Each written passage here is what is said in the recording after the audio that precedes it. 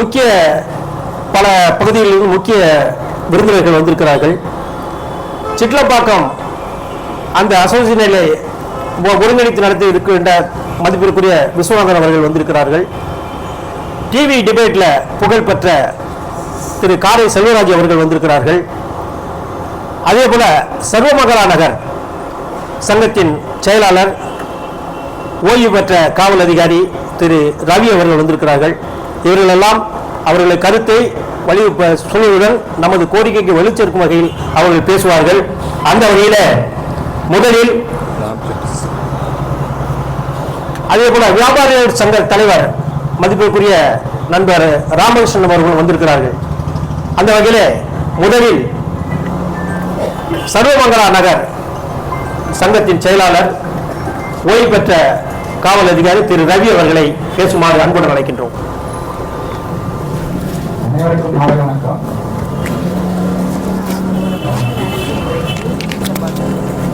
நம்ம ஐயா எல்லாத்தையுமே விவரமா சொல்லிட்டாரு.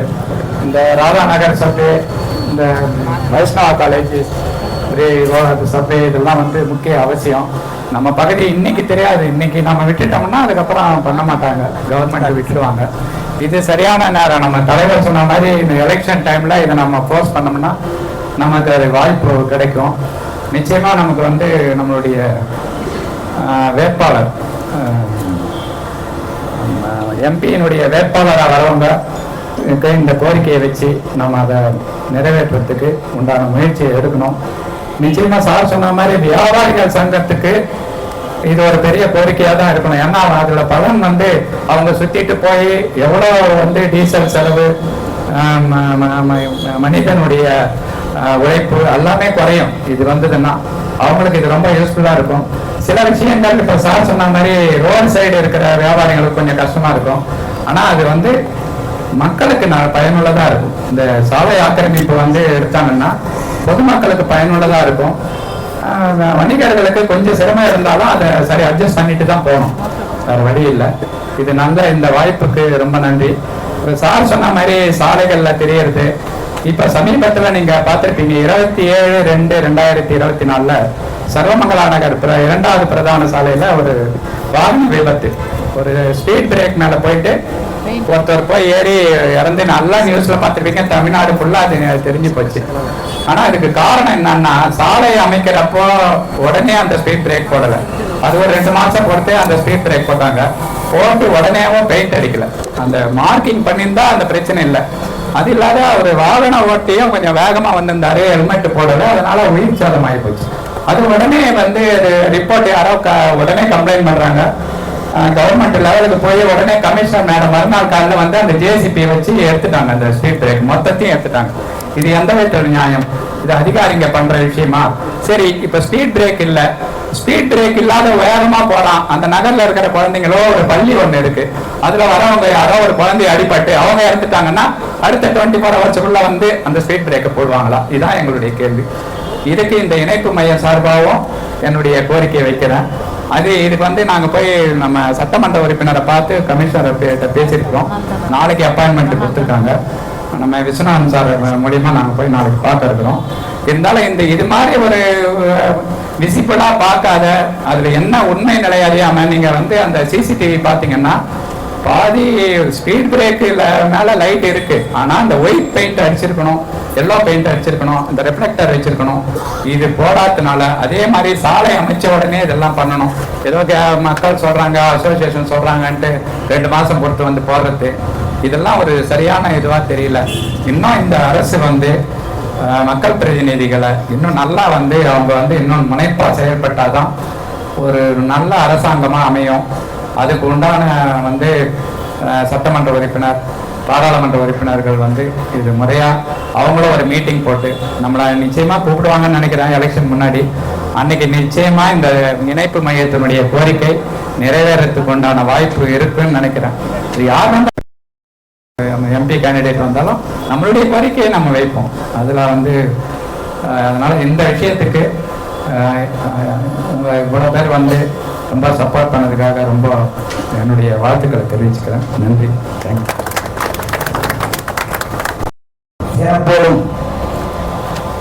உத்வேகத்தோடும் நடைபெற்றுக் கொண்டிருக்கின்ற தாம்பரம் மாநகர மண்டலம் 2 மற்றும் 3 இணைந்த குடியிருப்போர் நலச்சங்கம் மற்றும் வியாபாரிகள் சங்கம் சார்பாக நடைபெறுகின்ற இந்த கூட்டத்திற்கு தலைமையேற்றிருக்கின்ற அன்பிற்குரிய மரியாதைக்குரிய நண்பர் அண்ணன் முருகன் அவர்களே, இந்த கூட்டத்திலே கலந்து கொண்டிருக்கின்ற எங்கள் வியாபாரிகள் சங்கத்தினுடைய தலைவர் மரியாதைக்குரிய அண்ணன் ராமகிருஷ்ணன் அவர்களே, சிட்லப்பாக்கம் குடியிருப்போர் சங்கத்தினுடைய தலைவர் அண்ணன் விஸ்வநாதன் அவர்களே மற்றும் இந்த நிகழ்ச்சியிலே சிறப்புரையாற்ற வருகை வந்திருக்கின்ற மரியாதைக்குரிய மற்றும் அன்பிற்குரிய அண்ணன் ஊடக விவாத பேச்சாளர் அண்ணன் காரை செல்வராஜ் அவர்களே மற்றும் பெருந்திரளாக கூடியிருக்கின்ற பெரியோர்களே, சங்க நிர்வாகிகளே, காவல்துறை நண்பர்களே, அனைவருக்கும் வணக்கம். எங்களுடைய கோரிக்கைகள் என்பது இன்று ஏதோ புதிதாக கிடைத்ததல்ல. பல ஆண்டுகளாக மக்கள் பிரச்சனைகளை அதிகாரிகளுக்கும் சட்டமன்ற உறுப்பினர்களுக்கும் சேர்மன் போன்றவர்களுக்கும் நாங்கள் பல முறை கடிதங்கள் வாயிலாகவும் பொதுக்கூட்டங்கள் வாயிலாகவும் தெரிவித்தும் இதுவரை சரியான நடவடிக்கைகள் எடுக்கப்படவில்லை என்பதற்காகத்தான் எங்கள் தொடர் போராட்டங்களை நாங்கள் இன்றைக்கு நடத்தி கொண்டிருக்கின்றோம். குறிப்பாக பல்வேறு பிரச்சனைகளை பற்றி இங்கே தெளிவாகவும் விளக்கமாகவும் அண்ணன் முருகன் அவர்கள் விவரித்தார்கள். இன்றைக்கு நாம் அஸ்னாபுரம் பகுதியிலிருந்து பேசிக் கொண்டிருக்கின்றோம்.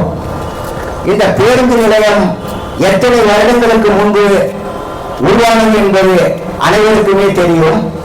ஆனால் எங்கெங்கோ சின்ன கிராமங்கள் கூட பேருந்து நிலையங்கள் சீரமைக்கப்பட்டு பொதுமக்களின் வசதிக்காக பல வசதிகள் செய்து கொடுக்கப்பட்டு சிறப்பாக இருக்கின்ற பொழுது இவ்வளவு பெரிய தாம்பரம் மாநகராட்சி ஆகிவிட்டது. ஆனால் இன்னும் இந்த பேருந்து நிலையம் சீரமைக்கப்படவில்லை. பேருந்து நிலையத்திற்காக காத்துக் கொண்டிருப்பவர்கள் நின்று கொண்டேதான் இருக்க வேண்டும். அவர்களுக்கு வேண்டிய நிலக்குடை வசதிகளோ அமர்வதற்குரிய இருக்கைகளோ சரிவர அமைத்துக் கொடுக்கப்படவில்லை. சரி, இந்த ஆட்சி புதிதாக வந்திருக்கிறார்கள், இன்னும் கொஞ்சம் காலதாமதம் ஆகும் என்று எடுத்துக்கொள்ளலாம் என்றால் இல்லை. ஆட்சிக்கு வந்து புதிய அரசு அமைந்து 2 ஆண்டுகளுக்கு மேலாகிறது. பழைய ஆட்சியிலும் நடைபெறவில்லை, புதிய ஆட்சியிலும் நடைபெறவில்லை என்றால் எதற்காக இவ்வளவு நாம் துன்பப்பட வேண்டும் என்று நான் கேட்டுக்கொள்ள விரும்புகின்றேன். அது மட்டுமல்ல, நாங்கள் இப்ப ராதா நகர்ல இருந்து இங்க இடத்துக்கு வரக்கூடும் ஒரு 2 கிலோமீட்டர் கூட இல்லை, ஒரு 1.5 கிலோமீட்டர் தான் இருக்கும். ஆனா எங்கு பார்த்தாலும் குண்டும் குழியுமான சாலைகள், மேடு பள்ளங்கள், எந்த வண்டியும் நின்று ஒரு 10 நிமிஷம் போக முடியாது. அந்த அளவுக்கு ஒரு டிராபிக் ஜாம் வாங்கல, அந்த மாதிரி போக்குவரத்துக்கு இடையூறு. இதை தாண்டிதான் இந்த கூட்டத்துக்கு நாங்க வர்றோம். அப்ப ஒவ்வொரு நாளுமே இந்த பகுதியில் பயணிக்கிறவங்க இவர் துன்பத்தை நம்ம ஏன் அனுபவிக்கணும் என்பதை நம்ம சிந்திச்சு பார்க்கிறோம். நம்முடைய கோரிக்கைகளோ போராட்டங்களோ தீவிரமாக இல்லாத காலத்தில் தான் ஆட்சியாளர்களாக இருந்தாலும் சரி, அதிகாரிகளாக இருந்தாலும் சரி, இன்றைக்கு நம்மை அலட்சியப்படுத்திக் கொண்டிருக்கிறார்கள் என்பதை நாம் புரிந்து கொள்ள வேண்டும். அப்படி என்றால் இந்த கோரிக்கைகள் நிறைவேற்றப்பட வேண்டும், நாம் நிம்மதியாக பயணிக்க வேண்டும். அப்படி என்று சொன்னால் என்ன செய்ய வேண்டும் என்று சொன்னால் நம்முடைய போராட்டங்களை தீவிரப்படுத்த வேண்டும் என்பதைத்தான் இந்த சங்கத்தினுடைய அண்ணன் உள்ளவர்கள் ஏற்பாடு செய்து தொடர் போராட்டங்களை நடத்தி கொண்டிருக்கிறார்கள். இப்ப ராதாநகர் சுரங்கப்பாதை வேலை நடந்துகிட்டு இருக்கு. கிட்டத்தட்ட 10 வருடங்களாக இன்னைக்கு அந்த ராதாநகர் சுரங்கப்பாதை அங்க இருக்கிற அந்த மக்கள் மட்டும் பயன்படுத்த போவதில்லை. சிட்லப்பாக்கத்தில் உள்ள மக்களாக இருக்கட்டும், அஸ்னாபுரத்தில் உள்ள மக்களாக இருக்கட்டும், இந்த பகுதி சுற்றியுள்ள அத்தனை மக்களுக்குமே தேவையான ஒன்று ராதாநகர் சுரங்கப்பாதை. ஆனால் இன்றைக்கு வரைக்கும் அந்த சுரங்கப்பாதை ஆமை வேகத்தில் நடைபெற்றுக் கொண்டிருக்கிறது. சரி, இது ஒரு புறம் இருக்கட்டும். சரி, இந்த சுரங்கப்பாதை வேலை தொடங்கிவிட்டது, முடித்துவிடும் என்று நாங்கள் கொஞ்சம் நம்பிக்கொண்டு இருந்தால் கூட பக்கத்தில் வைஷ்ணவ காலேஜ் ரயில்வே கேட்டு, சரி, இந்த சுரங்கப்பாதையில் நகர வாகனங்கள் தான் செல்லும், பேருக்கு செல்ல முடியாது என்று சொன்னார்கள். அப்போது நீங்கள் வைஷ்ணவ காலேஜ் சுரங்கப்பாதையாவது கனரக வாகனங்கள், பேருந்துகள் சென்று வரக்கூடிய வகையிலே பெரிதாக அமைத்துக் கொடுக்க வேண்டும் என்று எத்தனையோ கோரிக்கைகள் வைத்தும் இன்றைக்கு வரைக்கும் அதை அரசாங்கமோ அதிகாரிகளோ இன்னும் ஆமோதிக்கவில்லை. அதற்குரிய ஏற்பாடுகளை செய்யவும் முடியவில்லை. அதற்காக எத்தனை கையெழுத்து இயக்கம் நடத்தப்பட்டது நம்முடைய சங்கத்தின் சார்பாக. அன்னைக்கு ரோட்லயே இறங்கி கருப்பு கொடி ஆர்ப்பாட்டம் நடத்தினோம். இது போன்று நாம் ஆர்ப்பாட்டம் நடத்துகிறோம், போராட்டம் கொண்டு பெருமைக்காக சொல்லவில்லை. நான் கேட்கிறேன், இந்தியாவை அடிமைப்பட்டு இருந்த ஆங்கிலேயர்கள் அப்பொழுது நாம் போராடினோம் என்றால் அதில் அர்த்தம் இருக்கிறது. காரணம், இன்னொருத்தர் நம்மளை ஆண்டான், அவனை எதிர்த்து நம்ம உரிமைக்காக போராடணும். ஆனா இன்னைக்கு மக்களாட்சி, ஜனநாயக ஆட்சி, நம்ம ஓட்டு போட்டு தேர்ந்தெடுத்தவங்க எம்எல்ஏவா இருக்காங்க, எம்பியா இருக்காங்க, அமைச்சரா இருக்காங்க. ஆனால் இவர்களிடமும் நம்மளுடைய அடிப்படை உரிமைகளுக்காகவே இன்னும் நாம் போராடி கொண்டிருக்க வேண்டிய சூழ்நிலை இருக்கிறது என்று சொன்னால் இன்னும் நாம் ஜனநாயக நாட்டில் தான் வாழ்ந்து கொண்டிருக்குமா என்ற கேள்வி எழுப்பப்பட வேண்டியிருக்கிறது. அப்படி என்றால் இவர்கள் என்ன நினைத்துக் கொண்டிருக்கிறார்கள்? தேர்தல் நேரத்தில் இவர்களிடம் ஏதாவது பொய் வாக்குறுதிகளை கொடுத்து வெற்றி பெற்று விடுவோம், பிறகு பார்த்துக் கொள்ளலாம் என்று இருக்கிறார்கள். அதற்கு இனிமேல் நாம் இடம் கொடுக்க கூடாது என்பதை இந்த கூட்டத்தின் வாயிலாக நான் தெரிவித்துக் கொள்ள இருக்கிறேன். ஆளுநர்கள் எந்த கட்சியாக இருந்தாலும் பரவாயில்லை, மக்கள் பிரச்சனை என்று வந்துவிட்டால் நாங்கள் எந்த இயக்கத்தை சேர்ந்தவர்களாக இருந்தாலும் பரவாயில்லை, மக்கள் பிரச்சனைகளுக்காக ரோட்டில் இறங்கி போராடுவதற்கு நாங்கள் தயங்க மாட்டோம் என்பதை இந்த நேரத்தில் நான் தெரிவித்துக் கொள்ள கடமைப்பட்டிருக்கின்றேன். பெரியவர்களே, தாய்மார்களே, இந்த ரோட்ல தான் நம்மளும் போறோம், சட்டமன்ற உறுப்பினரும் போறாங்க, சேர்மனும் போறாங்க, எல்லாருமே போறாங்க. ஆனா ரோடு இவ்வளவு மோசமா இருக்குது, இந்த 2 வருடத்தில் அவர்கள் கவலைப்பட்டதாகவே தெரியவில்லை. சாலையிலே இப்ப கூட அண்ணன் சொன்னாரு, 1 வருஷத்துக்கு முன்னாடி பள்ளிக்கூட மாணவி ஒருத்தவங்க அடிபட்டு இறந்து போயிட்டாங்க. அந்த நேரத்தில் எல்லாரும் வருத்தப்பட்டோம், அதோட அப்படியே மறந்துட்டோம். ஆனா மறந்துதான் நினைக்கிறாங்க, மறக்கிற அந்த காயங்கள் என்னுடைய மனதில் இன்றைக்கும் இருந்து கொண்டிருக்கின்றது. இது போன்ற நிகழ்வுகள் தடுக்கப்பட வேண்டும் என்றால் சாலை, ராஜேந்திர பிரசாத் சாலை விரிவுபடுத்தப்பட வேண்டும். அனைத்து சாலைகளும் பள்ளமேடு இல்லாமல் புதிதாக அமைத்து தரப்பட வேண்டும் என்பதுதான் என்னுடைய கோரிக்கையாக இருக்கிறது. ராயநகர் சுரங்கப்பாதையா இருக்கட்டும், வைஷ்ணவ காலேஜ் சுரங்கப்பாதை, ரயில்வே கேட் பாதையாக இருக்கட்டும், நீங்க சீரமைக்கவில்லை என்றால் எத்தனை பேர் ரயில்ல அடிபட்டு இறந்து போகிறார்கள் என்ற கணக்கு எடுத்து பார்த்தா வருஷத்துக்கு 10 பேர், 20 பேர், 30 பேர் போறாங்கிறாங்க. எங்கள் உரிமையுடைய மதிப்பு உங்களுக்கு தெரியவில்லையா? நாங்கள் ஓட்டு போட்ட மக்கள் இல்லையா? இதை கேட்பதற்கு எங்களுக்கு உரிமை இல்லையா என்பதை நான் கேட்க விரும்புகின்றேன். நான் குறிப்பாக சொல்லிக் அதிகாரிகளாக இருந்தாலும் சரி, அமைச்சர்களாக இருந்தாலும் சரி, சட்டமன்ற உறுப்பினராக இருந்தாலும் சரி, மக்களுக்கு வேண்டிய சேவைகளை செய்வதற்காகத்தான் உங்களை தேர்ந்தெடுத்திருக்கிறோம்.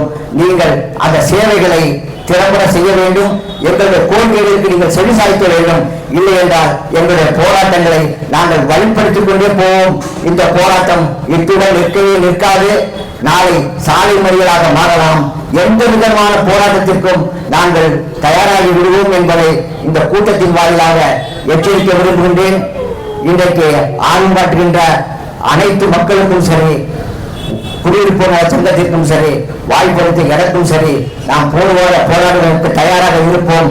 போராடித்தான் பெற வேண்டியதை போராடித்தான் பெற வேண்டிய சூழ்நிலையில் இருக்கிறோம் என்றாலும் பரவாயில்லை, எந்த போராட்டத்திற்கும் தயாராக இருப்போம், போராடுவோம். நமக்கு தேவையான உரிமைகளை பெறுவோம். மக்களுக்காக தொடர்ந்து போராடி கொண்டே இருப்போம். வாய்ப்புக்கு நன்றி, வணக்கம்.